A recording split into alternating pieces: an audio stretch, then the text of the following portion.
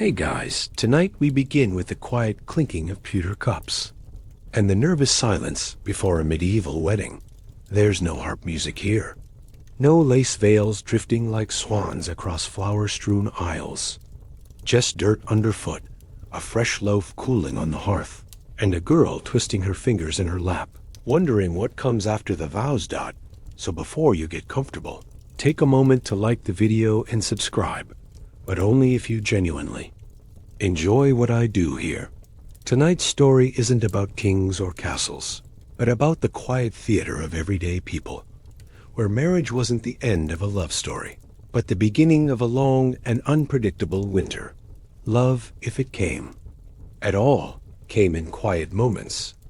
After the boots were off, after the soup was shared, after the silence stretched long enough to feel safe, we'll wander gently through cracked church doors, peek into kitchens warmed by slow stews and slower smiles, and listen to the rustle of linen skirts brushing against the stone.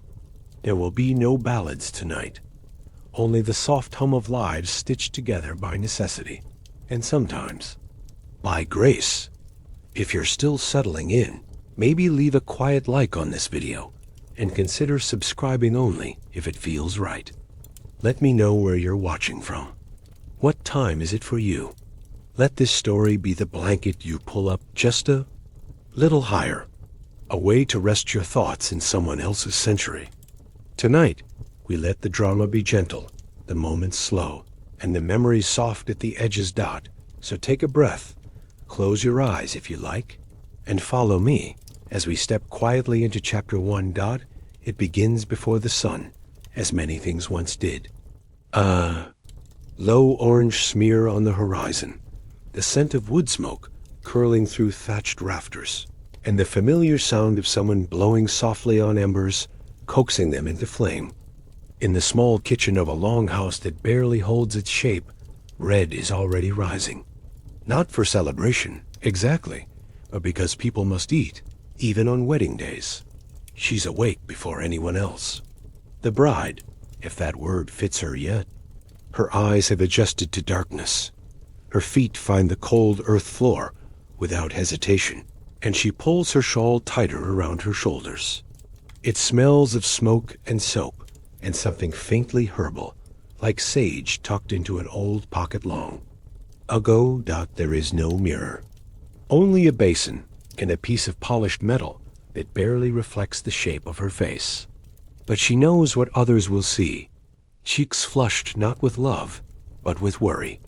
Or maybe just the cold. She presses her palms together. Not in prayer. Exactly, though it looks like it. Just ... needing to hold something. Outside, the village is still. The chickens haven't stirred, and the frost hasn't yet lifted from the grass. But already, somewhere, someone is whispering. It's a wedding day, after all. The bread rises slowly on the hearthstone.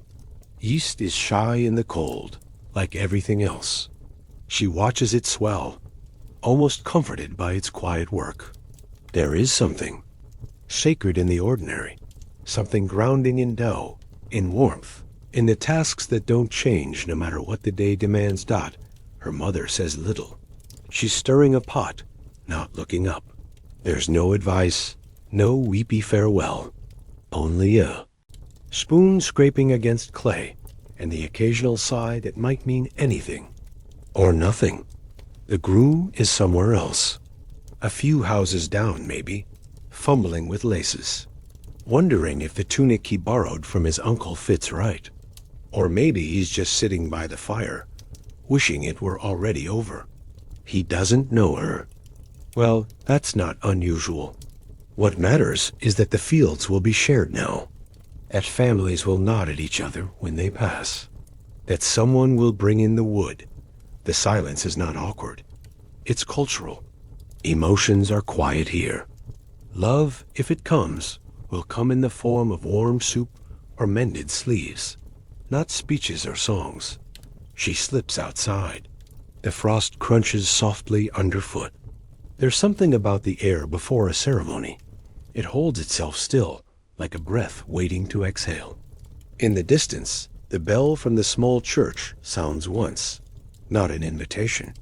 A reminder, the path to the chapel is worn smooth, lined with old stones and wind-blown petals from some flower that blooms even when it shouldn't. She walks slowly, alone but not lonely. Eyes will follow her soon enough. For now, it's just her and the sound of the world waking up. At the church door, she pauses, touches the wood. It's cool and rough with age. Inside, candles flicker, small lights doing their best in the gloom. There's a priest who will speak Latin words no one really understands. There's a bench where her new life begins. She doesn't smile, but she doesn't cry either. There's something steady in her expression, like a tree bending in wind, but never breaking. Her hands are red with cold. She doesn't hide them. And somewhere down the path, the groom appears. He's walking slower than he should. His boots are muddy. His hair is combed the wrong way, but his eyes find hers eventually. And something in them, some awkward attempt at acknowledgement, is enough. The villagers begin to gather. Not out of joy, necessarily, but curiosity and habit. Weddings are like seasons. They come, they pass. They mark time. In the chapel, the fire crackles softly. The floor is uneven stone. The smell is a mix of candle wax, old wood, and the wool of cloaks. Damp with morning mist. A child stifles a giggle. An old man coughs once.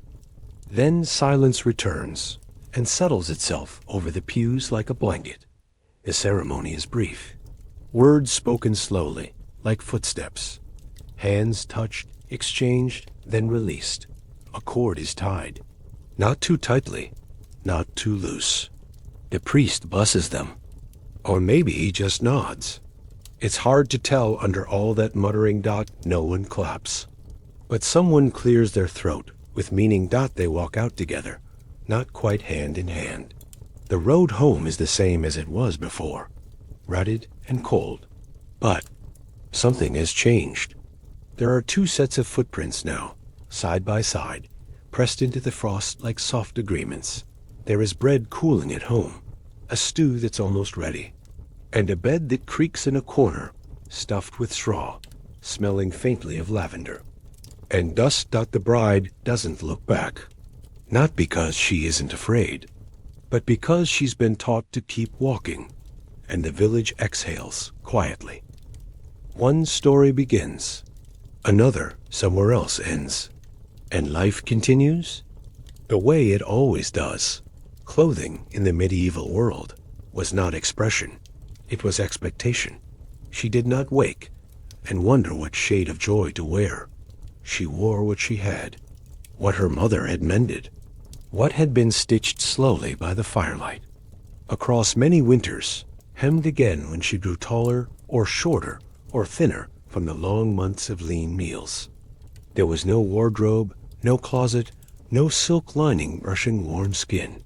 There was wool, mostly, heavy and stubborn, rough like the voice of someone who had worked in cold barns for too long.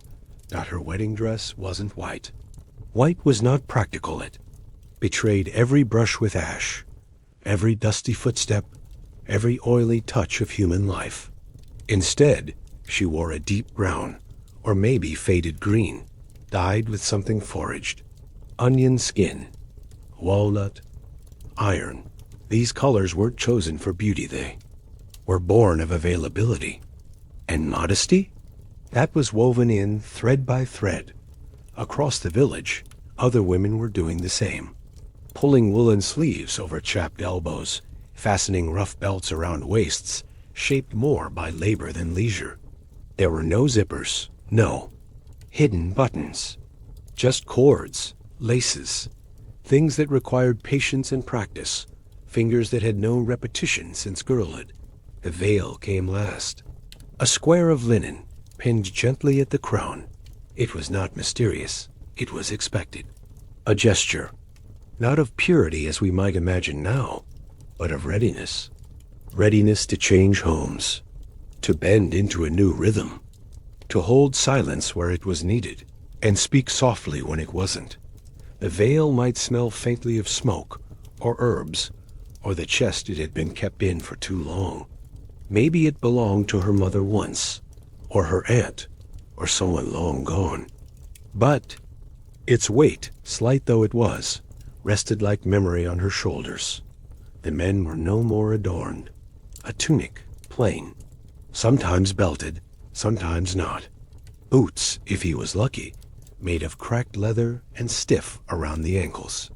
His cloak was his most valuable garment, not because of how it looked, but because it kept the wind from gnawing at his bones when he walked across frozen fields before the first light.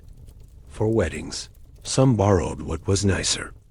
A cousin's boots, a brother's belt, not to show off, but to honor the day in the only way they could.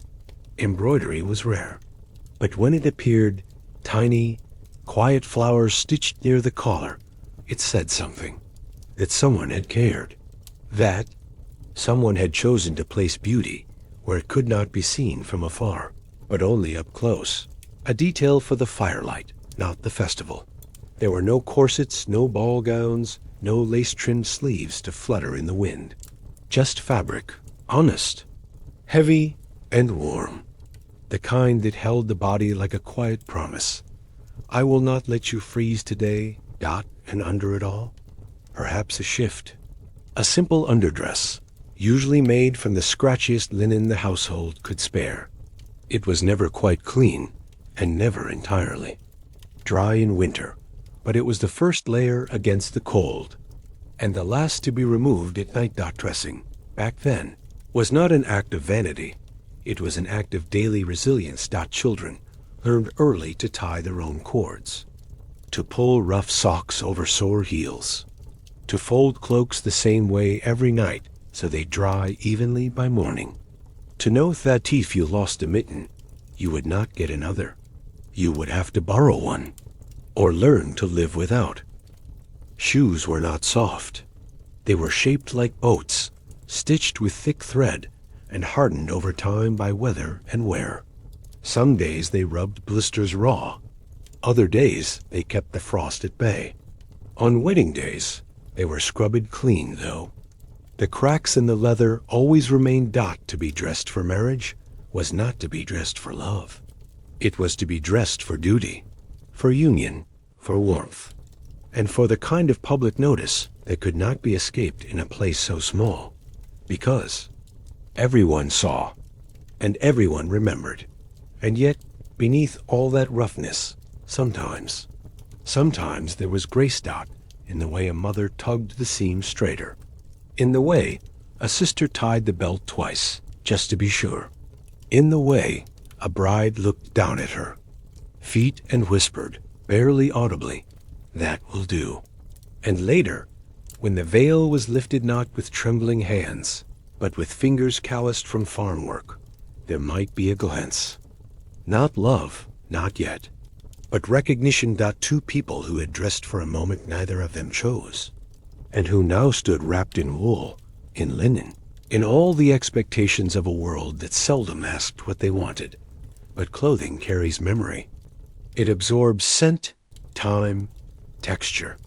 And even years later, when the tunic is patched beyond use, and the veil yellowed in a drawer, the feel of that day lingers, not in color, but in weight, in warmth, in the soft scratch of history against the skin.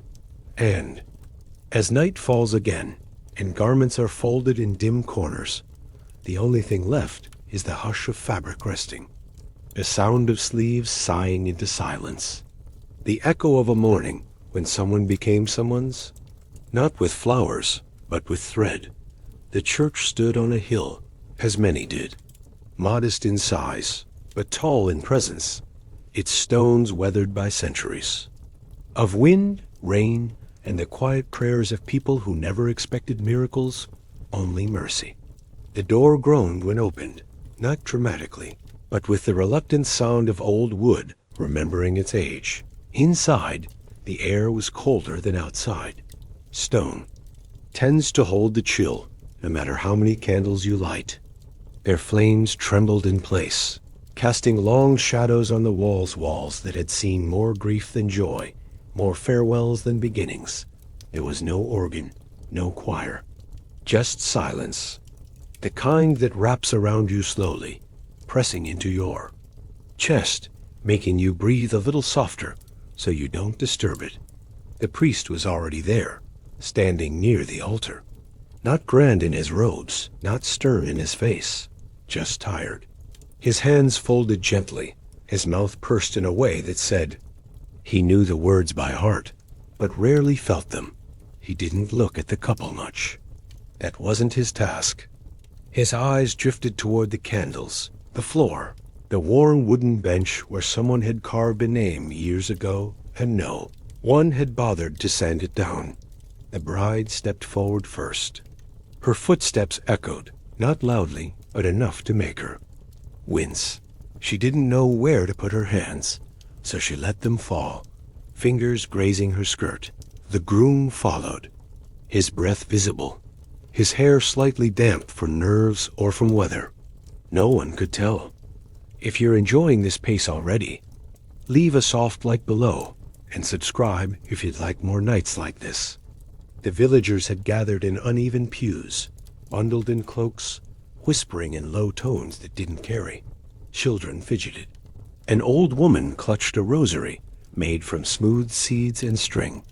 A dog barked somewhere in the distance, then quieted. As if realizing it had spoken out of turn, the ceremony began without fanfare. No procession, no trumpet, no dramatic vows. Just Latin, muttered from the lips of a man whose voice had grown thin from winters without firewood. The couple didn't understand the words. Most didn't, but they bowed their heads anyway, because reverence had little to do with understanding. The priest asked for their consent in a language not their own. They nodded. That was enough. A nod could mean many things. Agreement, resignation, hope, sometimes all at once. The cord was brought out frayed, brown, simple. It smelled faintly of smoke and cedar. It was wrapped once around their hands, then knotted. The knot held, not tightly, just enough to say, from now on, this is one journey. Rings were uncommon. Metal was expensive, and love did not require jewelry. So the promise was not worn, but witnessed. There was no kiss. That gesture belonged to another time, another class, another continent. Here, affection was private.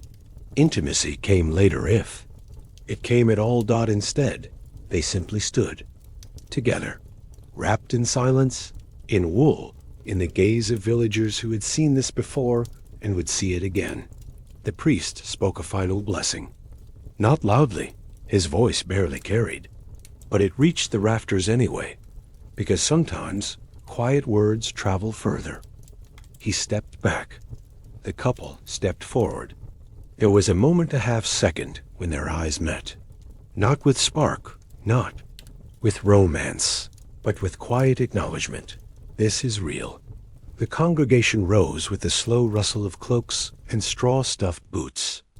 No applause, no cheering, just movement, like a tide turning, like life continuing. Outside, the sun had lifted slightly in the sky. The frost still clung to the shaded grass, but steam rose gently from warm stones where the light touched. The couple stepped through the doorway, blinking. The light was different now. A few people nodded. One man clapped once and thought better of it. A child laughed and was hushed. The old woman with the rosary wiped her eyes, though it wasn't clear if from joy or memory that the chapel doors closed slowly behind them, creaking shut like a sigh. Inside, the candles flickered still, but soon they'd be snuffed out. One by one, the priest would eat a small meal alone. Bread, probably. A broth, maybe. And then he'd return to his scriptures, or to silence, or to sleep. For the couple, the walk back was longer than before. Not in distance, but in weight. They carried something invisible now. Not love, necessarily, but duty, connection, The quiet bond of having stood before something older than themselves and having not run. There is something sacred in that dot at the edge of the village. The wind picked up. It played with her veil, tugged gently at his cloak, swirled around their feet. Like a curious animal, he offered her his arm. She took it, not because it was romantic, but because her hands were cold, and he was warm. That, in itself, was enough. The feast did not sparkle. There were no chandeliers, no symphonies, no towering cakes with sugared petals. But there was food, and for many in the village, that was enough reason to attend Dot. It began with steam, rising from iron pots carried by steady hands. The kind of hands that had stirred so many stews. They no longer noticed the burn of the handle. The pots were not decorative. They were dented, blackened with use, their bellies full of root vegetables and whatever meat could be spared. A hen, perhaps, or something older, tougher, seasoned with necessity. The tables were boards laid over barrels, covered in cloths that had seen better weddings. Or maybe this was the best one yet. It's hard to say. Beauty, after all, had a different shape in those days. The bride and groom did not sit at the head. There wasn't one. The seating was a slow gathering of elbows, knees, and borrowed stools. People shuffled in with familiar nods, tired laughter, and a faint hunger that had less to do with food and more to do with comfort. The groom's cousin brought a wheel of cheese, slightly cracked but still good. The bride's uncle brought beer dark, warm, and more soothing than sweet.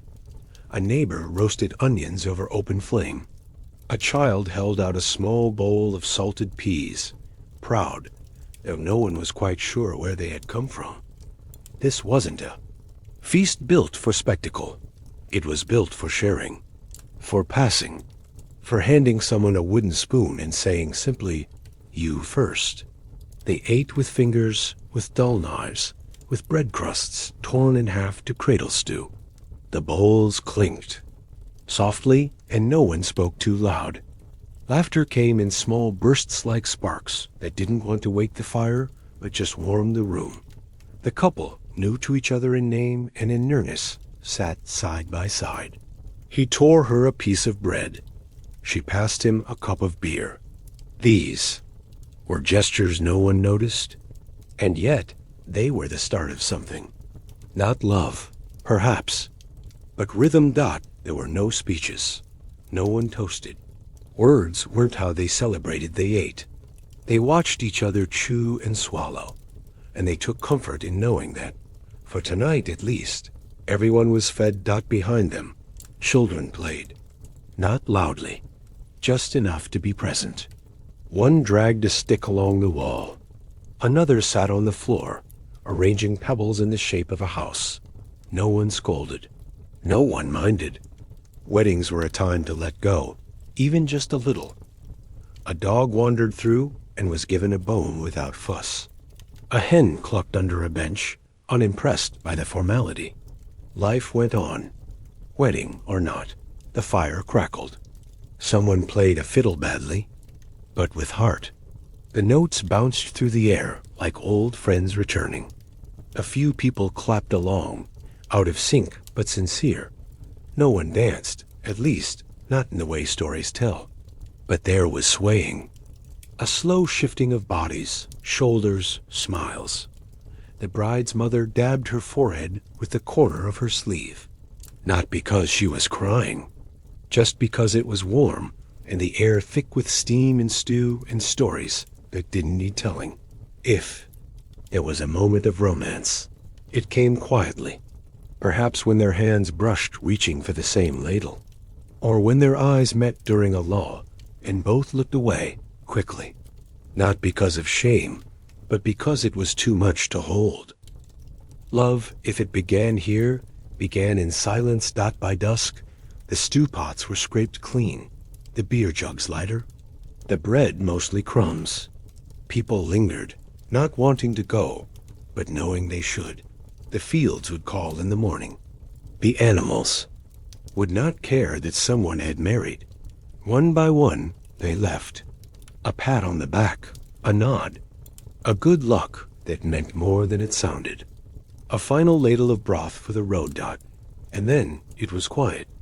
The couple stayed behind, helping gather bowls, folding cloths, stoking the fire so the warmth would last just a bit longer. They didn't speak. They didn't need to. This was the meal that welcomed them, not into a fantasy, but into reality. A shared life, shared tasks, shared hunger. Dot, it would not always be this full. Some winters would be lean, some nights too quiet. But tonight, they had eaten, with everyone, and that mattered. The hearth crackled low, echoing in the now empty room. She leaned against the doorframe, eyes soft, veil loosened. He washed a dish with slow circles of cloth. Dot, no one else saw it, but something passed between them. A glance, a breath, a small warmth that would take root, or not, in time. But tonight it was enough. The room was small. Not because they were poor, though. They were, but because warmth doesn't travel well in large spaces. The walls were made of wattle and daub, patched with mud that cracked like tired skin in the cold. A single candle flickered in the corner, its light too soft to chase away the shadows, but too stubborn to go out. Dot, this was the wedding night, but not the kind sung about in ballads. There was no rose-scented bath, no bed draped in silk, no tumbling laughter. There was a straw mattress, lumpy and low to the ground, tucked in one corner beneath a blanket woven with love, but worn by time, and perhaps by tradition. Someone still waited outside the room. A mother, an elder, a nosy cousin. Not for cruelty, but for ritual. Because in some villages, custom demanded proof, not of love, but of consummation. A crude expectation cloaked in ceremony. One that said, this marriage is real only if the bedsheets say so. But that pressure, that silence, hung heavier than the cold. Dot. She stood by the hearth, still dressed, or half undressed. Her fingers worked slowly at the knots in her sleeves, not for seduction, but because the fabric itched. He sat on the edge of the bed, uncertain, not afraid, just unfamiliar. Two people who had never touched now expected to become one. The candle hissed gently in its holder, as if protesting the scene. The wind whispered through the small cracks. In the wall, a lullaby in the language of drafts. She moved first, not boldly, but with resignation. A woman who had known her path for years and had simply reached the next bend.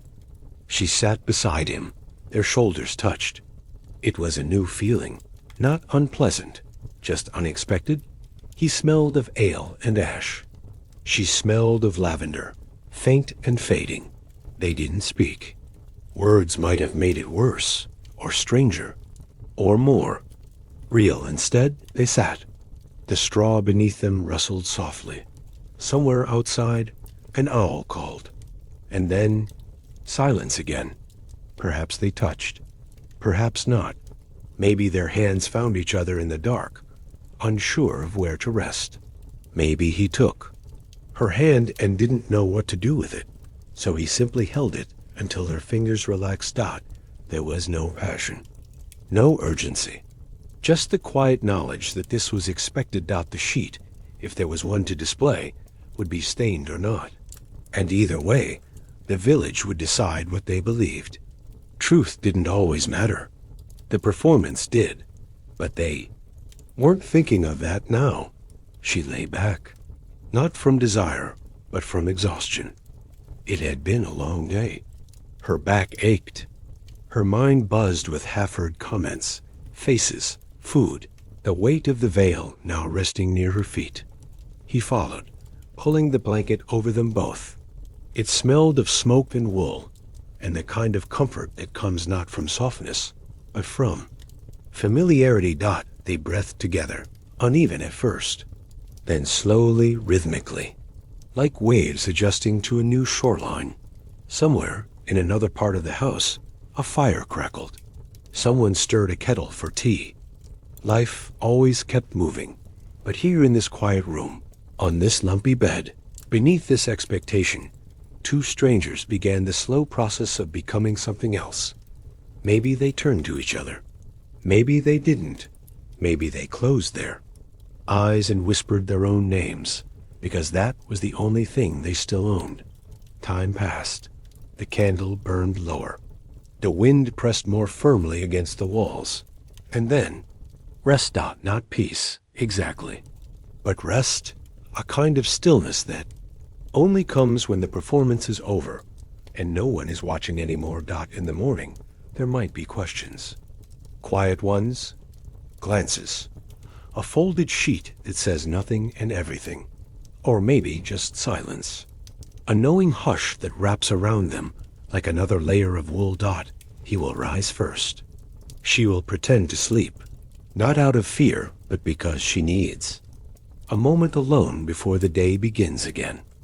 There is no celebration, no congratulations, just porridge, chores, the rhythm of a life that began before them and will continue after.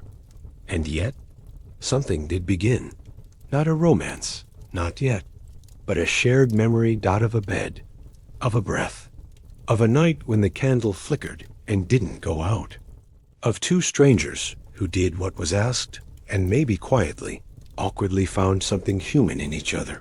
There was parchment somewhere, maybe not in this village, but somewhere, a record of what was given and what was gained, a name, a field, a goat, a promise, a daughter.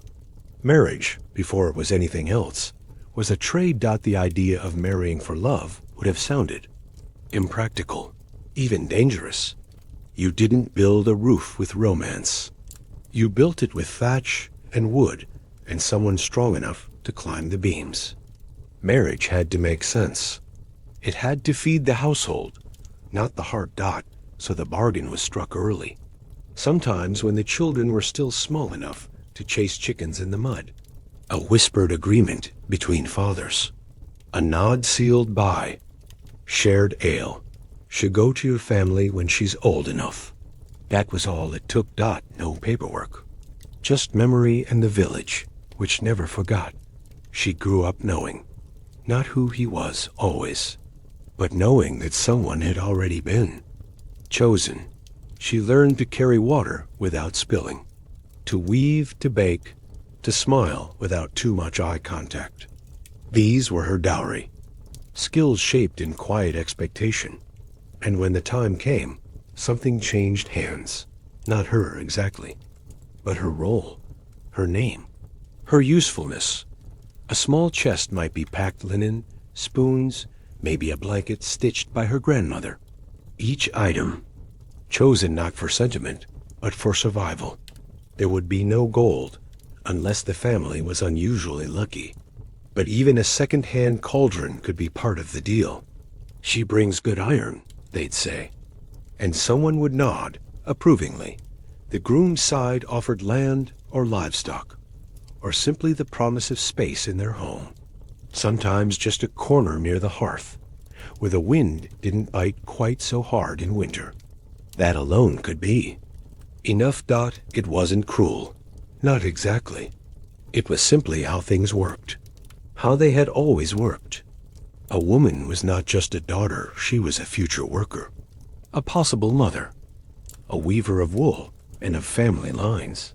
Her value was in what she could make, mend, and endure. And the man? He wasn't a prize either. He was expected to provide. Till land, repair fences, raise children he might never truly know. He didn't choose her face. He chose the alliance, the merge. Two families, binding. The wedding was the formality. The real marriage happened in the tally, in the whispers behind doors, in the way her father handed over a small pouch of coins. Not because he wanted to, but because tradition said a bride should come with something. And if the transaction failed, if she was barren or he grew cruel, there was no refund, no return policy, just silence and the long weight of permanence. Still, there were moments of grace. A shared loaf of bread that tasted sweeter than expected. A warm bowl of broth left. Out late. A child laughing too loudly at something ridiculous. Even in transactions, warmth could grow like moss between stones. She might barter her way into a little kindness. He might learn to laugh again. Or not. Some did. Some didn't. But they both knew the rules. When she took his name, it wasn't out of affection. It was to mark that she now belonged elsewhere. Her father's house would always hold her memory. But her body, her labor, her future that was spoken for now. And yet, within the transaction, people still found ways to feel. Even in a system that assigned value to skin and bread and mirth, the human heart persisted. It learned how to hide, how to whisper, how to soften sharp corners with gesture. Maybe she gave him a scarf she had made, not because she had to, but because it was cold. Maybe he left her the warmer side of the bed on nights when her cough kept her awake. No one recorded these exchanges, but they were just as binding. Love, when it came, was often accidental, or slow, a byproduct of familiarity, of watching someone stir the same pot over and over, and realizing one day you were grateful they were the one holding the spoon. It's easy now to judge such arrangements, to imagine that the heart was never consulted, but it was, quietly, after the inkless contracts were signed, after the linens were packed, after the hands were tied at the altar. That's where the heart began to speak, not with declarations, but with doing. Marriage was a transaction, but not just of goods. It was a trade of breath in the same cold room, of footsteps on the same muddy path, of silence, long shared, eventually becoming peace. They didn't speak much at first. Words felt large in a house so small, like strangers that didn't yet belong. But their silences slowly found shape folded between morning chores and the soft clink of wooden cups. The cottage was not grand. 2 rooms, maybe 3 if you counted the space where they stored onions and boots. The roof leaked when it rained hard, and the window shutters creaked in the wind like voices lost in old stories. She rose early, as she always had, stirred the embers, lit the fire, set the kettle near the flame, and listened to it sigh. He joined. Soon after, boots still muddy from yesterday's walk, hands rough from the cold. They exchanged glances, not smiles, not yet, but a shared recognition. We're here. The morning passed like water over stones softly, but with rhythm. She swept. He split kindling. The air smelled of dust, wood smoke, and something faintly sour from last night's cup, left half-finished by the fire. It had been a long day. The kind of day where nothing went wrong, but everything felt worn. The goats had escaped again. A chicken had vanished, and the bread hadn't risen as it should. He had returned from the fields, shoulders slumped, hands cold to the bone. She was stirring stew. Their eyes met for just a breath longer than usual. It was enough. That night, as the frost settled and the moon rose behind misted glass, he poured 2 cups of ale. Dark, bitter, slightly warm from sitting too close to the hearth. He didn't ask. He just handed her one. She took it. It was not a grand gesture, but it meant something.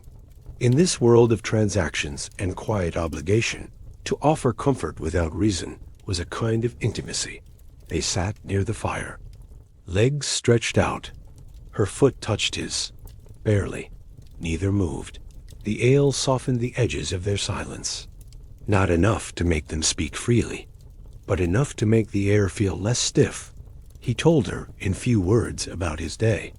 The stubborn ox, the neighbor's fence, the way his boot had torn along the sole and let in a puddle.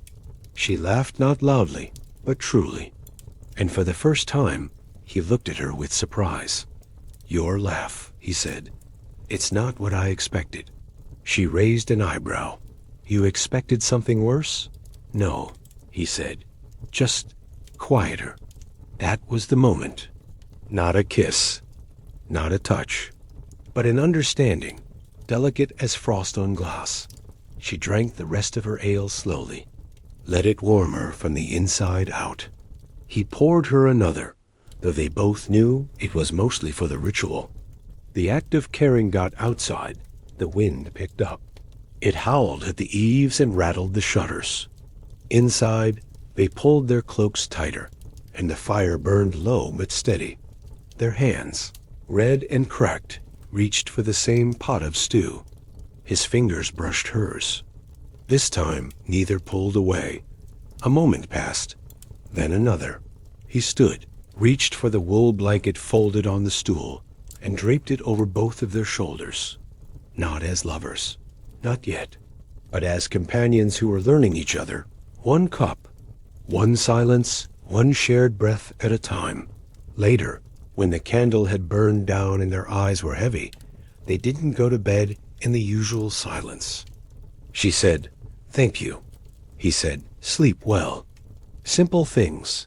But in a world where marriages began with trade and duty, such small moments were rare treasures. Unwrapped slowly, and without expectation. In the days that followed, the ale remained a quiet ritual. Sometimes at night, sometimes after a particularly long walk. One cup for each. A little warmth shared between hands too, used to carrying cold tools. They still didn't say much, but the silence changed. It was less hollow, more like music waiting. To begin. Cold hands still came in from the field, but now there was something waiting beside the fire. Warm ale, a soft blanket, and someone who had started gently to care. In a village small enough to hear a sneeze through two walls, privacy was a myth. Doors were thin, shutters thinner, and gossip traveled faster than fire across dry hay. They were watched, not unkindly, but constantly. From the day their union was announced quietly, at the hearth or more loudly in the tavern, eyes had followed them, not out of malice, curiosity mostly, and habit. Because in places where life changed slowly, any change, even a marriage, became a kind of entertainment. The baker's wife noticed when she bought more flour than usual. "Baking again?" she asked with a smile too sharp around the edges. The shepherd nodded when the husband passed by earlier than expected. "Up early today, eh?" Not questions, just observations in disguise. Children whispered near the well. Elders sat on benches, peeling apples with weathered hands, sharing stories between slices. "She looks tired lately." "He's walking straighter." "Did you see how they touch shoulders at the market?" Speculation was the village's favorite sport, played without rules, never declared, always ongoing. Every movement became a signal. She wore her hair differently. They argued. He bought her a new scarf. Was he apologizing? They walked apart today. Was something wrong? They walked together. Was something right? They had to learn to live within the frame, because in the village, nothing belonged to you entirely. Not your story, not your struggles. Even your quiet joys were borrowed, passed around, diluted by a dozen retellings. She noticed it most when hanging laundry. Fingers numb from the cold, cloth stiff with frost. She could feel the weight of glances from across fences. Eyes pretending not to see, but watching the way she pinned each shirt. Was there one more today? Had they had a child? Was she losing weight? He noticed it in the tavern, not a simple cup of ale, and too many eyes pretending not to care how long he stayed. Was he avoiding home? Was he celebrating something? Was the silence in their house heavier than usual? The village watched, because watching was safer than asking. It wouldn't knock to check on her after a hard winter, but they'd notice the soot on her dress, the crack in her boot, the limp in her step, and sometimes they meant well. A basket of turnips left at the door, a few eggs when the hens stopped laying. But kindness always came with curiosity trailing behind. One night, she wept, not loudly, just enough that her shoulders shook as she stirred the pot. He stood behind her, not knowing what to say. The room was warm, but the world felt cold. She didn't explain, and he didn't ask. But they both knew someone had said something. Someone always did. The village watches, and it judges, and it remembers. But it also holds Dot when he fell ill. With a fever that clung like wet cloth to his chest, they came, not with medicines, but with broth, with wool socks, with old advice wrapped in newer hands. Boil sage, they said. Let him sleep. Speak softly. When she miscarried quietly, early, they didn't speak of it. But the baker sent an extra loaf. The midwife left herbs at the door. The smith's wife offered her stool during Mass. Dot, because in places like these, grief isn't spoken. It's noted, and it's answered in small, sideways ways. The village watches, and sometimes it protects. Still, they learn to keep pieces of themselves tucked away. He kissed her forehead in the barn, not in the street.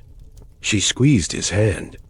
Under the table, not in the square, affection became a secret language, a glance while stacking firewood, a soft hum as she mended his shirt, the way he salted her food before tasting his own, because the village could only see so much Dot and what it missed, the truest parts, they kept for themselves. Not every seed takes root. Some love stories never bloom, not from neglect, not from cruelty, but simply because the soil was never meant for roses. And yet, they grow something quieter, sadder, still worth telling. Their marriage had warmth, but not heat, familiarity, but not fire. They woke each morning side by side, like bookends to the same long chapter. And for a time, that was enough. The grief of arranged love is not dramatic. It doesn't come with shouting or slamming doors. It comes with silence, the kind that stretches between spoons in the stew pot, between two bowls set on opposite ends of the table, between two bodies lying still under one rough blanket. She didn't cry often, but sometimes when the wind howled too long at the windows, she would stare into the fire and feel a small ache in the center of her chest. Not loneliness, exactly, but the echo of what could have been. He noticed. Of course he did, but he had no words for it. Only small offerings. A piece of wood chopped finer than usual. A mended shoe placed by her side. His way of saying, I know, even if I can't name it. They rarely touched unless necessary. A hand on her shoulder when passing through the door. A shared grip on a heavy bucket. Nothing more. Nothing less. In another world, they might have met by chance, chosen each other, fallen into laughter or longing. But here, choice was a luxury, and longing, a quiet indulgence, kept close like a secret coin. She remembered stories once told by older women, half smiling into their knitting, of men who brought flowers, of kisses behind haystacks, of dances held in barns lit by candlelight. She had no such memory, only a wedding, a walk to a chapel, a bed with itchy straw. He remembered a girl with black hair from another village, the way she sang while filling jugs at the well. He had never spoken to her, but he had wanted to. They never said these things aloud, because what would be the point? Regret had no place in the pantry. Sorrow did not chop wood. Life moved forward like a slow river, and they floated on it, side by side, without knowing the current's depth. Still, she sometimes wondered what it would be like to be seen truly, not as a wife, not as a helper, but as a woman with her own hungers, her own songs, her own rhythm. He sometimes wished for laughter, not politeness, not agreement, but joy that spilled without reason. The kind of joy that reminded you that you were alive, and not just surviving. But they did survive, every season, every sickness, Every lean year, they survived together. And maybe, in that survival, there was something like love. Or maybe something beside love. A closeness not born of choice, but of weathering. They knew each other's footsteps. The sound of a sigh that meant tired, not sad. The way she chopped carrots when angry. The way he cleared his throat when unsure. That knowledge became a kind of intimacy. One built not on passion, but on patience. Sometimes she watched the younger couples in the village. A hand held too long. A glance that made someone blush. And she felt a twinge, not envy. Just remembering that she had once wanted more. Sometimes. He heard the laughter of a neighbor and thought, we never laughed like that. But grief this quiet has no name. So it becomes part of the walls, the floors. The routine dotted lives in the space between what was promised and what was felt. And yet, they stayed not out of duty, but because something in them had accepted the terms of the arrangement and found dignity within them. And one winter, when she fell ill fever high, breath shallow, he sat beside her all night, fed her broth spoon by spoon, held her hand, even when it did nothing. She survived. Barely. And when spring came, and the first flowers poked through the thawed mud, she stepped outside and saw him chopping wood. His sleeves rolled. His face turned upward toward a sliver of sun. She didn't speak. Just stood there, watching. And for a moment, a very brief moment, she thought, maybe this is enough. Not love, but care. Not passion, but presence. Sometimes that's all a person has. And sometimes it's all they need. The soil remembered everything. Footsteps, footprints, the hush of a shovel before dawn. The quiet sobs of women who had no words, only hands that trembled as they dug. Life in the village was measured in seasons. And in children, or the absence of them. For some, the child came quickly. A swelling belly that drew soft smiles from the neighbors and firm nods from the elders. The midwife would visit more often, a basket on her arm, filled with herbs and something calming in her voice. The husband would chop more wood, carry more water, linger near the door each evening just in case. For others, the waiting stretched like unspun wool, month after month, silence after silence. No explanations, just eyes that grew more tired. A woman might blame herself, quietly. A man might work harder, chop louder, if only to drown the ache. But when the child did come, everything changed. The house shifted. The air warmed. Even the straw smelled sweeter. Tiny cries echoed like music. A pot of soup would arrive without asking. The neighbor's boots would appear at the threshold, not to talk, just to leave something: cloth, bread, or blessing. She would hold the baby close, heart thundering in a rhythm she had never known. The small weight on her chest, heavier than sorrow, lighter than breath. And he would look on, hands hovering, unsure if he was meant to hold or simply behold. And then, sometimes, the silence returned, quieter than before, crueler, a fever, a stillness, a breath that never quite began. No one screamed. Screaming took energy. Instead, there was the sound of water boiling, a cup placed too hard on a table, the scraping of a bench against stone. She didn't speak for 3 days. He tended. The animals mended a fence that didn't need mending and dug the small grave himself. Not because he was told, but because no one else should. The soil gave and the soil took. That was the rhythm. There was no headstone, just a small wooden cross, or perhaps only a rock. Something to mark the place where love had touched the world and then vanished. She returned to her chores, slower now, mending by the fire, kneading dough that didn't rise. Her eyes found the cradle and paused, then moved on. The cradle remained, empty, waiting. He tried to make her laugh. Once, said something about the neighbor's goat, and the priest's shoe. Her mouth twitched, not quite a smile, but almost. They never spoke of the child. Not really. It became part of the house. A memory that lived in the creak of the floorboards. In the way she stood by the window, just a little longer than needed. In the way he lingered in the doorway when coming home, as if expecting someone small to run to him. But time, indifferent and persistent, continued. And sometimes the cradle was filled again. A new child, a new chance. The laughter returned, thin at first, then full. The home felt lighter. Hope, tentative as a sparrow, perched on the WINDOWSILL.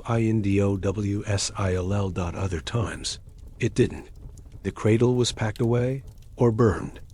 And they learned to find joy elsewhere, in the way the light fell across the floor. In a particularly good loaf of bread. In the warmth of another's shoulder during prayer. The soil outside was rich with more than roots. It held stories. Tears, sweat, blood. They walked it together every day. Tilled it. Tended it. Burying what they could not carry and growing what they could. Birth was not celebration. Loss was not ceremony. Both were life. And together, they learned how to bear it. With quiet hands. And shared soil. Winter came slowly that year. First, as a whisper frost curling at the corners of windows, breath visible in the morning light. Then, as a stillness, the kind that settles deep into the bones, and deeper into the walls. By the hearth, the fire was never allowed to die. It became their third companion, crackling low, flickering in orange size, warming only a few feet in every direction. But that was enough. Beyond that circle of heat, the room belonged to the cold. Their lives shrank in winter. The fields slept beneath a quilt of snow. The animals huddled in silence. And inside, time moved slower, measured in spoons of broth, baskets of kindling, and the careful folding of wool garments that never quite dried. They didn't speak much, not from anger, not from distance, but because there was nothing urgent to say. The silence was not empty, it was occupied, full of glances, full of breath, full of the sounds of living gently together. She sat by the fire, darning a sock. He carved a spoon, not because they needed another, but because his hands needed work. Outside, the wind howled, impatient. Inside, they barely noticed. They had grown used to each other. She knew when his cough meant illness, and when it meant dust. He knew the rhythm of her footsteps, when they were weary, when they were hurried, when they were simply passing by. There was a language in silence.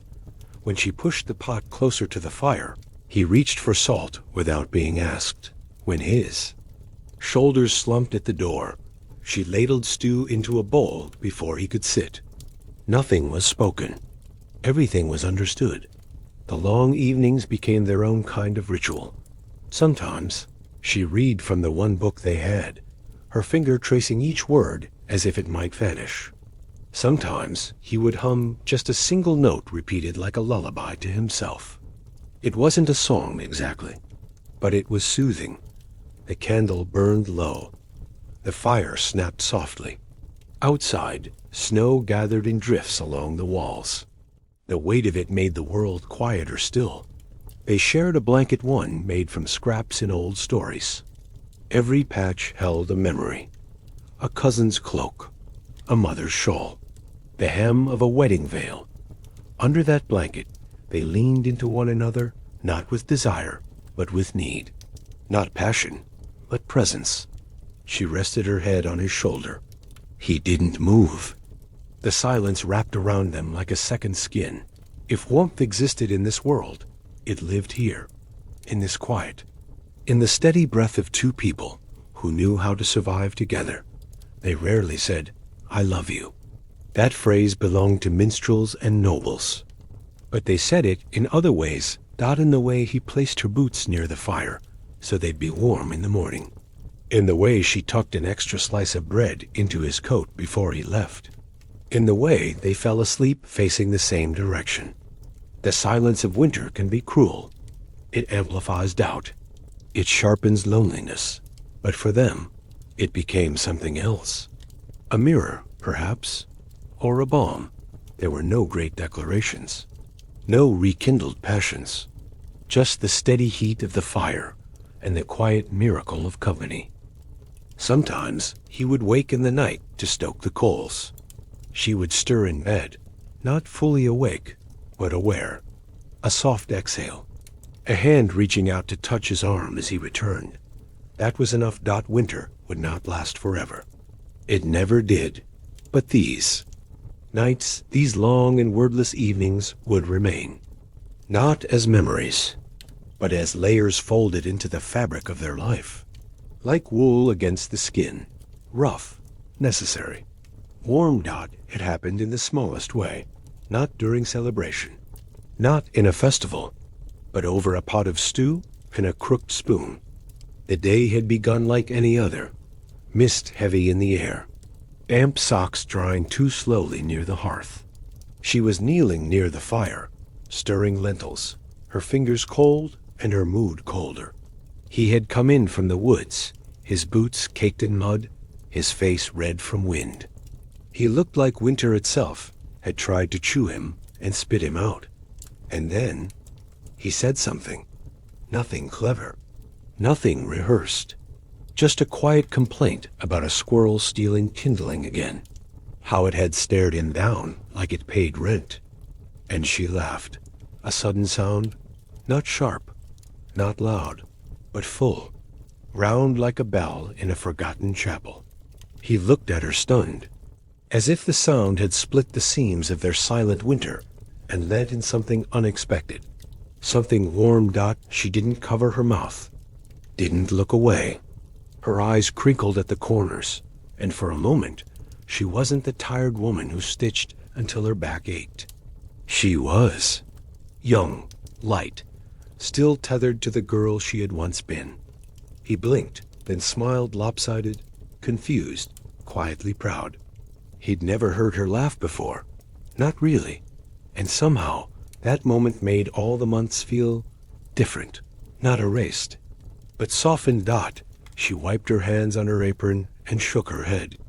"I didn't know I still could," she whispered. And he, fumbling for something gentle, said, "I think it scared the stew." They both laughed then, not like lovers, like humans, like two people who had grown so accustomed to surviving side by side, they had forgotten what joy could sound like. The room felt different afterward, not changed, but shifted. Even the fire, which had sputtered in protest all morning, found its rhythm. The kettle hissed with something close to contentment. That night, they ate slowly. The stew was nothing special, but it tasted better than usual. She handed him a piece of bread and said, "Don't talk while you chew. I don't want to laugh that hard again."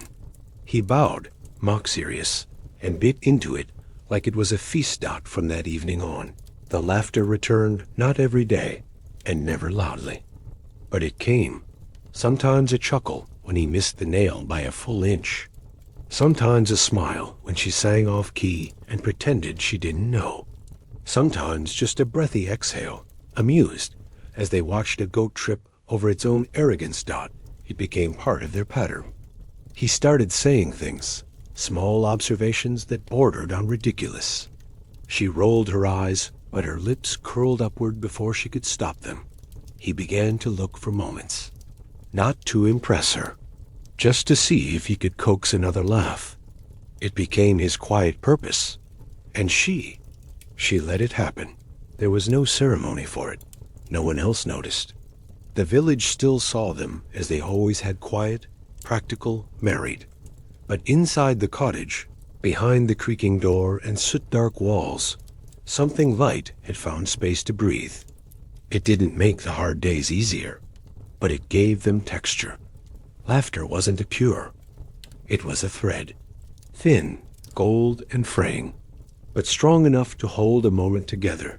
Sometimes, when he walked through the village, he carried her laugh with him like a talisman. It echoed in his chest long after the sound had faded, And sometimes, when she woke before dawn, eyes still heavy, she would think of his crooked grin and feel something flutter in her chest, something that made her want to see what the day would bring. Not joy, not yet, but a reason to try. They didn't speak of it openly, but everyone in the village knew. Some homes were led by voices, others by glances, and some by the quiet weight of wisdom carried in a woman's hands. In their house, it wasn't decided.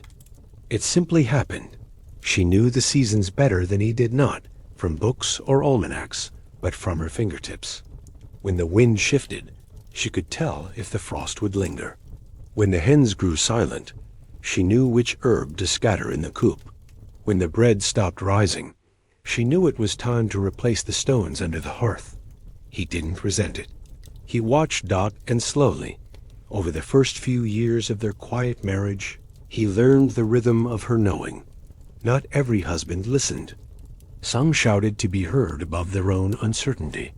Others dismissed the smallest intuition, choosing instead the weight of their own pride. But he, this man with earth-stained boots and quiet eyes, chose silence, chose observation, chose to place his faith in the woman who could coax sprouts from stubborn soil. There was power in her steadiness, not the loud kind, not the kind that demanded respect, the kind that earned it, gently, without needing thanks. When the water froze in the well and others panicked, she boiled snow before sunrise. When rats found the grain, she lined the bins with lavender and ash.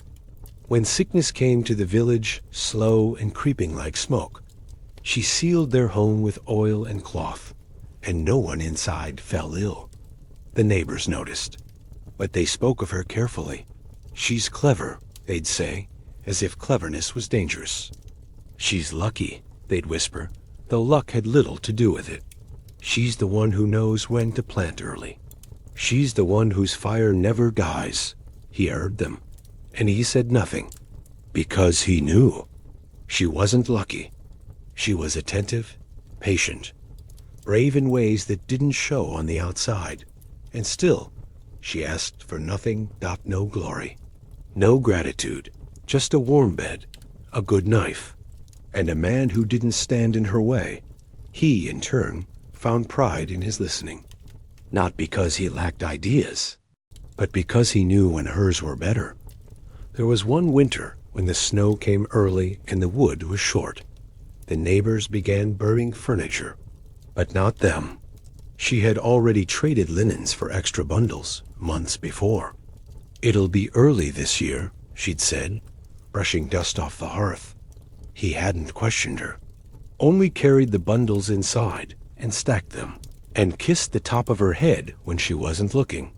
That same winter, when a calf was born too soon, he wanted to leave it to fate. But she stayed up with it, wrapped it in an old shawl, fed it drops of broth from her own spoon. It lived. He watched her that night, slumped against the barn wall, eyes closed, but proud. It wasn't just that she led, it was how with kindness, with thought, with a silence that didn't ask for permission. And when she grew tired, he took over, not because she asked, but because he saw. They became two halves of something steady, not balanced like a scale, but like a seesaw, tilting gently depending on the season. In spring, she sowed the seeds and made the plans. In summer, he labored under her lists. In autumn, they harvested as one. In winter, he brought her warmth when she could no longer carry it alone. She wasn't soft always. Sometimes her words were sharp, her silence sharper. But even then, he listened, because some voices don't shout. They lead through presence, through instinct, through the quiet power of simply being right. Again and again, and he, this man who once mistook strength for sound, learned that the strongest thing he could do was follow her into a life she had already half built with her bare hands. Not every man could, but he did, and in doing so, he earned her love. Not all at once, but over time. like a candle that finally learns how to burn without flickering. The washing was never done, Dot. It was soaked into the rhythm of her days, like the scent of lye in her sleeves. A task that belonged to no season, yet appeared in every one. Mud, blood, soot, and sweat each left its mark, and each was met with the same steady ritual. Water, soap, stone, and patience. She knelt by the stream, skirts pinned high, hands red and raw from cold. The linen was stiff in winter, heavy in spring, brittle in summer when dried too fast, and sour in autumn if it hung too long in the mist. It never ended, and it was never thanked Dot. There was no poetry in washing, no pride, just necessity. Dot behind her, the village bustled. Chickens scratching in frozen dirt, voices shouting over broken fences, carts creaking with their uneven wheels. But here by the water it was quiet, except for the slosh of fabric and the occasional snap of her wrists as she wrung out a tunic that wasn't hers. He didn't ask her to do it. He wouldn't have dared. But it had always been hers, the task, the rhythm, the burden. These were not garments of ceremony. No silks, no perfumes. Just shifts, socks, aprons, and bedding. Stained by work, not pleasure. And yet, she handled each one as if it mattered. As if restoring whiteness to a sleeve could restore something else too. Something invisible. Some small sense of dignity, Dot, she thought, as she scrubbed. Not big thoughts, not dreams. Those had faded early, pressed down by the weight of realism and wet wool. But small ones, of what she might do with an afternoon that belonged only to her. Of whether the goats would stop eating the garden fence. Of how long before her fingers grew too stiff to finish this season's mending. Sometimes she imagined walking away. Not far, just beyond the edge of the trees. Just long enough to feel like she belonged to herself again, but she never did. Because the linens were waiting, and someone needed them dry by nightfall. The cloth told stories. Here was the patch where he had torn his tunic, climbing the orchard wall. Here was the bloodstain from a birth that never ended in a cry. Here was the lace-edged handkerchief, tucked away since the wedding day, still scented faintly. With lavender and thyme, Dot, each stain faded eventually. Or it didn't. She no longer fought them all. She had learned that some marks refused to go. That no amount of scrubbing could undo grief, or guilt, or the long silence between one year and the next. Dot. So she stopped scrubbing with anger, and began scrubbing with grace. The wash line behind the house grew heavy in the wind, a banner of domestic resilience. It flapped against the sky, a row of surrender and strength. People passed it every day, barely noticing. But she saw it, knew every hem, every stitch, every place where life had rubbed itself into the cloth. He watched her once from the window, the way she beat the linens against the rock, the way her body leaned into the work, the way her breath rose in little clouds matching the steam from the copper pot nearby. She wasn't beautiful in that moment. She was something better, real, rooted, necessary. Dot. And when she came in later, arms full of clean sheets, he met her with the only thing he could offer. "I'll hang them," he said. She raised an eyebrow. "You'll do it wrong." "Maybe," he said, "but you'll show me." So she did, and for the first time, he learned the right spacing between pins, the right angle to catch the sun, the right way to fold damp sleeves so they wouldn't stiffen at the elbows. They worked side by side, and the wind wrapped around them, lifting the corners of cloth like wings. Dot. It wasn't romance, but it was partnership, and that, in their world, was sacred. Later, she sat by the hearth, rubbing balm into her hands. He brought her tea, the good kind with honey. She didn't thank him. She didn't need to. He just nodded, and they sat together. Dot, and outside. The linen swayed on the line, drying slowly in the last light of day. Quiet flags of survival, woven not from dreams, but from doing. The market smelled of onions, old wool, and earth. Just enough by morning sun to loosen the scent of yesterday's rain. It was not grand. Just a scattering of carts and crates, a few blankets laid on the ground, wooden stalls leaning like tired men, and voices low, familiar, a little too loud over the buzz of barter. She didn't come for pleasure. She came for soap, maybe dried. Apples if the coin allowed. A needle if fortune was especially kind.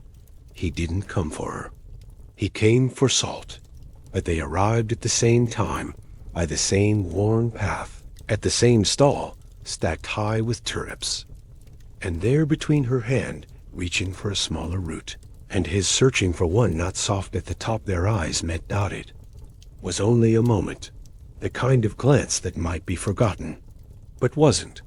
She offered a shy half-smile, the polite kind given to strangers. He, in return, nodded. But something in his eyes lingered, curious, not bold. There was no intention, just a pause. An awareness. The stall-keeper said something neither of them heard. She took her turnip and left. He let her go. Later, at the baker's cart, she saw him again. This time he was trying to count coins with gloves on, muttering under his breath, scowling at his own mathematics. She laughed, quietly. He looked up and grinned. This time, it reached both sides of his mouth. She offered help. He declined it, but when she passed by again, he handed her a small bread roll. Still warm. Too many, he said. Help me fix the mistake. It was not a grand gesture, but her hands closed around it gratefully. She walked home that day slower than usual, the bread half eaten, her lips still carrying the shape of that quiet smile. He, too, walked home differently. He took the longer path, let the sun warm his back, hummed a tune he hadn't remembered he knew. And then, the next market day, it happened again. This time, she brought eggs, shared them in trade. One was cracked. He didn't mind. They talked not much about grain and sheep. And the cobbler's son who always overcharged. But between those words, something else began. Not love. Not yet. Just a soft wonder of being noticed. On the third market day, he brought a rose. A late one, a little wilted, red at the edges, but golden near the heart. He held it awkwardly, wrapped in twine. Not sure she'd accept it. Not sure what it meant. She saw it and stopped. Her fingers brushed the petals. Her breath caught in her throat. No one had ever given her a flower. She took it and didn't say thank you. She only looked at him longer this time. And there, between a stall of cabbages and a sack of barley, the moment unfolded. Something ancient, something quiet, something unspoken. They didn't walk home together. Not yet, but he walked a few steps behind her, and she didn't walk faster. In the days that followed, she kept the rose in a clay cup beside her bed. It wilted, then dried, then kept its shape like a secret. The village noticed. Of course they did, but no one asked. Because sometimes a glance is louder than a vow, and a single rose, held with nervous fingers, can be the start of 1,000 silent hopes. It happened in winter. It often did. The sickness came quiet, as it always had. A cough that lingered too long, skin that grew pale and waxen, breath that turned from steady to strained, like the wind pushing through a broken shutter. She sat beside him every night, holding a cloth to his forehead. Her hand never trembled, not once, not until the last hour, when his fingers stopped squeezing hers in return. No one told her what to do next. They didn't need to. The village knew. Death left the silence heavier than any bell could break. In the morning, she folded his cloak. Not because she needed to, but because it was still warm. Folding it felt like tucking him in one last time. The candle burned low beside the bed, the wax spilling across the table like grief that had run out of places to hide. He was gone, but the room still held him, his boots near the door, the dent in the bed where he had lain, the spoon he had carved and never finished. People came, not to speak, but to fill space. They brought bread, broth, soft hands on her shoulder. No one said his name, not yet. It was too fresh, still hovering in the air, waiting to settle Dot at night. She lit a candle, Dot, not for prayer, for company. Its light flickered across the empty hearth, casting shadows in familiar shapes. She spoke to them sometimes, only once or twice. Just a word, maybe two. Enough, she whispered once, Dot, another time. Why now? The fire didn't answer. It only crackled softly, like an old friend trying not to interrupt. Widowhood wasn't new to the village. It arrived like frost touching one roof, then another. It came for the young, the old, the strong. It made no promises, only absences. But each widow carried her own version. Some wept loudly. Others carried their sorrow in buckets, balanced between work and sleep. She simply endured. The neighbors whispered. She's strong, they said, brave. But strength wasn't a choice.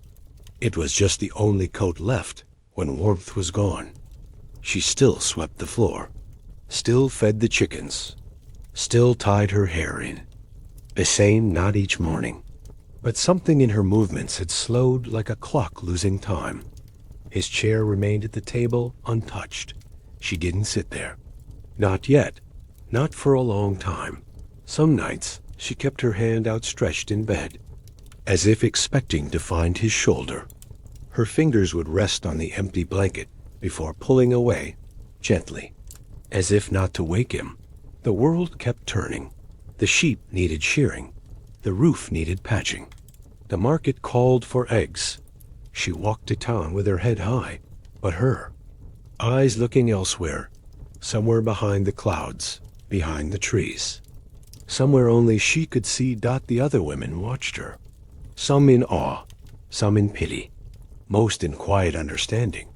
Widowhood was a language of glances, of tasks done without comment, of meals eaten slowly, not from hunger, but from habit, but candlelight. It helped. In the dark, memories softened, edges blurred. Her breath mingled with the warmth of flame, and sometimes she swore she could still hear his voice in the crackle of the wick. He had not been loud in life. He would not be loud in death. Instead, he returned in echoes. In the way her boots lined up neatly beside his old pair, in the way the dog still waited near the door at dusk, in the way she hummed, without realizing it, the tune he once whistled while chopping wood. Loss never left. It just folded itself into the daily rhythm, and widowhood, in its own way, became a companion. Not cruel, not kind, just present. Like the wind. She did not remarry, not because she couldn't, but because she had no desire to start over with. Someone who did not know how she liked her tea, who hadn't seen her laugh in the kitchen, or cry at the sound of breaking pottery. Instead, she lived, quietly, steadily. And each night she lit the candle, not to remember, but to sit in the light with what still remained. The second time is quieter. There are fewer flowers, if any, fewer eyes watching, fewer expectations. But there is something else, something steadier. The village didn't make much of second marriages. They happened, quietly, without fanfare. Sometimes after a death, sometimes after an annulment, whispered about but never explained. Sometimes just because. People were tired of being alone. She had not imagined remarrying. The first life had been long enough, full of doing, of carrying, of tending, of silences, both shared and endured. She had grown used to the ache of solitude, like a familiar stone in her shoe, annoying, yes, but not unbearable. And yet, there he was. Not young, Not bold, just kind-eyed and soft-spoken. A man who had also been through something. A man who had also buried love. They met at the well. Of course they did. Where all the village's quiet stories begin. She dropped the bucket. He offered to help. She said no, but smiled. It wasn't the start of something then. Just a moment. The kind that doesn't bloom until weeks later, when it reappears in the mind during evening tea. He began to appear more. At the market. Near the fence. Offering eggs, then honey, then nothing but his company. He didn't speak of his past. She didn't ask. But there was understanding between them. The way only people with grief in their pockets can understand each other. Theirs wasn't a courtship. That word belonged to the young. What they had was a recognition. A nod to the shared labor of living. When he asked, gently, quietly, with a humility that made her chest tighten, she paused. Not because she didn't want to, but because she didn't know if she still remembered how. To share again, to make room again, to trust that companionship could be soft this time. But she said yes, not with gayness. With grace. The wedding was simple. No feast. Just bread and ale. A few neighbors. A new tunic. A candle lit in remembrance of what came before. He moved into her cottage. Brought nothing but a box of tools and 2 wool blankets. She had space. And more importantly, she had peace. She hoped he wouldn't disturb it. He D-I-D-N single quotes D dot. He folded his socks. He fixed the broken hinge. He carved spoons without being asked. He didn't fill the house with noise. Only with presence. She found herself humming again. He noticed. Didn't comment. Just smiled. Second marriages aren't about discovery. They're about comfort. About knowing where the coldest spot in the bed is. And letting the other take it. They didn't speak of love. They didn't need to. It was in the way she put a second spoon in the stew without thinking. In the way he stacked firewood neatly without being asked. In the way they began to share stories in the quiet before sleep, not about the future, but about who they had once been. Second chances don't feel like fireworks. They feel like a warm cup on a cold morning. There were still hard days. She still wept in the pantry sometimes. He still stared at the fire too long some nights. But now they had someone to come back to. Someone who wouldn't try to fix the sorrow. Just sit beside it. And wait. That the village watched, of course. It always did. But this time, it said less. Because everyone understood. Loneliness comes in many forms. And so does love. He grew the garden. She managed the rest. They aged gently. Together. There were no children. No grand feasts. No songs written about them. Only a home that smelled of stew and fresh bread. And 2 chairs placed side by side, angled slightly toward the window, as if waiting for the next morning to rise.